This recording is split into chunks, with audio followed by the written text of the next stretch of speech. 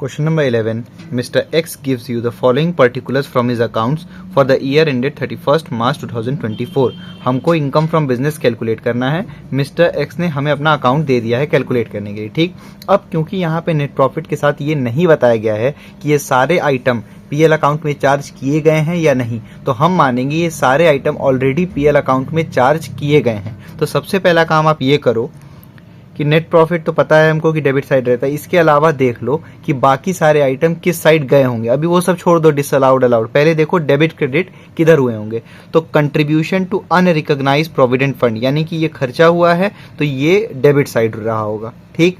फिर provision for income tax, ये भी खर्चा हुआ है तो डेबिट साइड होगा पीएल में। डेबिट साइड कहने का मतलब है कि पीएल अकाउंट के इस साइड रखा होगा, ठीक है।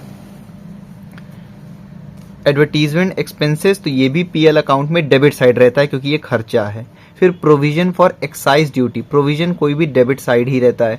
हॉलीडे होम एक्सपेंसेस, खर्चे डेबिट साइड रहते हैं। इंश्योरेंस प्रीमियम, ये भी खर्चा है, डेबिट साइड रहेगा।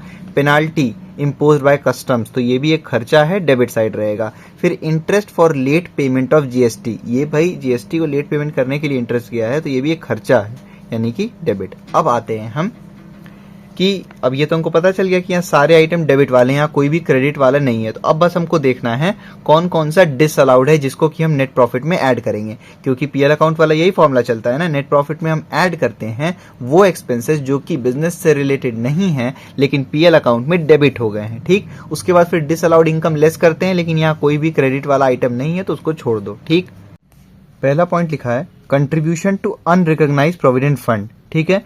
तो भाई देखो, अनरिकॉग्नाइज्ड प्रोविडेंट फंड में जब भी कंट्रीब्यूशन लिखा होगा पीएल अकाउंट में तो उसको डिसअलाउ कर देना, ठीक।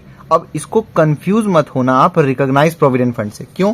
क्वेश्चन नंबर 7 जो था उसमें contribution to recognised provident fund था, तो उसमें कुछ और ट्रीटमेंट हुआ था। आप क्वेश्चन 7 में जाके देख लो, दो बहुत इंपॉर्टेंट पॉइंट मैंने लिखवाए थे कि रिटर्न भरने से पहले पे किया है तो क्या करना है और पे करने के बाद किया है तो क्या करना है, तो वो जाके देख लो आप जरूर। आरपीएफ का हो गया।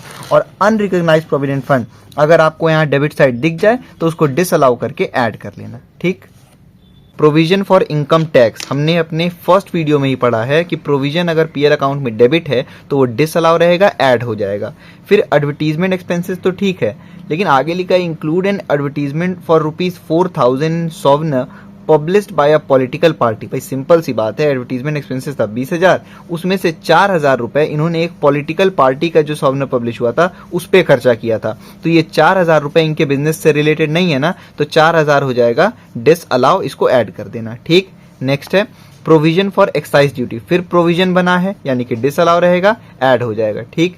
हॉलीडे होम एक्सपेंसेस, अब यहाँ होम लिखा है तो इसको डिसअलाउ मत कर देना भाई, ये holiday home expenses holiday home expenses जो होता है ना, ये एम्प्लॉय को एम्प्लॉयर देता है कि भाई उसके खर्चों के लिए, तो ये अलाउ रहता है, बिजनेस का पार्ट रहता है।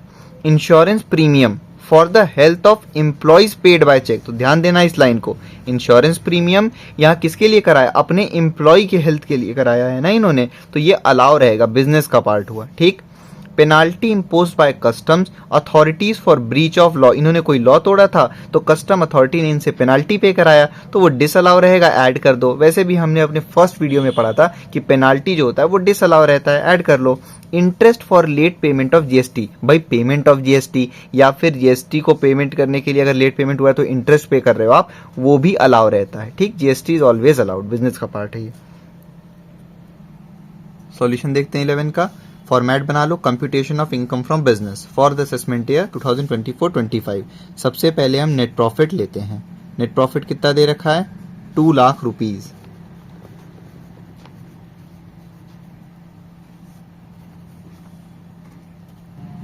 नेट प्रॉफिट में हम ऐड करते हैं डिसअलाउड एक्सपेंसेस, वो खर्चे जो कि बिजनेस से रिलेटेड नहीं है लेकिन पीएल अकाउंट में डेबिट हो गए। आप बैक करके देख सकते हो, हमने क्वेश्चन में एक एक पॉइंट को डिस्कस किया है, क्योंकि यहाँ पे डेबिट क्रेडिट तो नहीं लिख रखा था, तो हमने पहले डेबिट और क्रेडिट क्या है वो देख लिया, उसके बाद फिर अलाउड डिसअलाउड क्या है वो देख लिया। सबसे पहला इसमें लिखा हुआ है contribution to unrecognised provident fund, तो अनरिकॉग्नाइज्ड प्रोविडेंट फंड का जब भी कंट्रीब्यूशन पीएल अकाउंट में डेबिट हो तो उसको डिसअलाउ करके ऐड कर लेना। जैसे यहाँ पे कितना है? यहाँ पे है 40,000 रुपीज, तो वो डिसअलाउ हो जाएगा, उसको आप ऐड कर लेना, ठीक। अब भाई देखो, इसको रिकॉग्नाइज प्रोविडेंट फंड से कंफ्यूज मत होना। क्वेश्चन नंबर 7 में हमने जो पढ़ा था वो आरपीएफ था, और आरपीएफ से रिलेटेड मैंने 2 पॉइंट लिखवाए हैं क्वेश्चन नंबर 7 में। आप जाके देख लो कि उसका क्या ट्रीटमेंट करना है। और अनरिकॉग्नाइज प्रोविडेंट फंड का तो ध्यान रखना कि भाई ये डिसअलाउ रहता है, इसको ऐड कर लेना है, ठीक। दूसरा लिखा है प्रोविजन फॉर इनकम टैक्स। तो भाई हमने पहले ही पढ़ लिया, कोई भी प्रोविजन पीएल अकाउंट में डेबिट रहता है तो वो डिसअलाउ रहता है, ऐड कर लो 10,000 रुपए। नेक्स्ट लिखा हुआ है एडवर्टीजमेंट एक्सपेंसेस। कुछ नहीं लिखा होता तो हम इसको अलाउ मानते, लेकिन आगे इसी में बताया गया है कि जो टोटल एडवर्टीजमेंट पे 20,000 रुपए खर्चा हुआ है, उसमें से 4,000 रुपए एक पॉलिटिकल पार्टी के लिए खर्च हुआ है, तो वो इनका बिजनेस से रिलेटेड थोड़ी ना हुआ, 4,000 को ऐड कर देना। फिर है प्रोविजन फॉर एक्साइज ड्यूटी। तो प्रोविजन फॉर एक्साइज ड्यूटी का अमाउंट दे रखा है 30,000।